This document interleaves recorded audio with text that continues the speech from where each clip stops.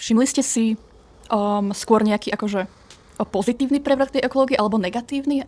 Tak naozaj ten termín sa vyvíja a mení. Naozaj za tých 25 rokov sa tento aj slow fashion, aj vôbec ten sa vyvíja.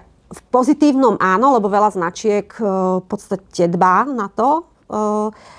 A v negatívnom, že už 25 rokov to napríklad ja hovorím stále o to fast fashion a teraz máme tu obrovské tému alebo tak. Takže to ma dokáže úplne že odrovnať, absolútne odrovnať, že my sa tu snažíme.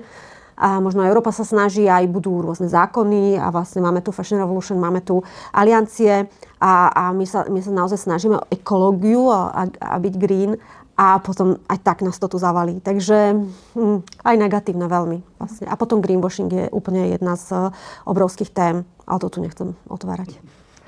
Práve, že kľudne to otvorte, že pre mňa to je veľmi zaujímavé. Greenwashing je veľmi problematický, pretože tie firmy, oni, ako viete, na webku ja môžem napísať všetky ikonky green, eco, v rúžovej, zelenej, fialovej, ale pravda je pre mňa dôležitá. Pravdu, ako sa dozvieme pravdu, že keď dostaneme ten výrobok. A zase to je o tom výrobcovi, o tom spotrebiteľovi, ale ak sa bude spotrebiteľ dožadovať pravdy, tak naozaj by ten výrobca potom to mal dodržovať. Všetko má svoje také problémy a práve toto, že buďte takí aware a hľadajte a choďte za tým, že nielen, že vám niekto povie, že toto je teraz akože pojem sustainability a ekologické, úžasné.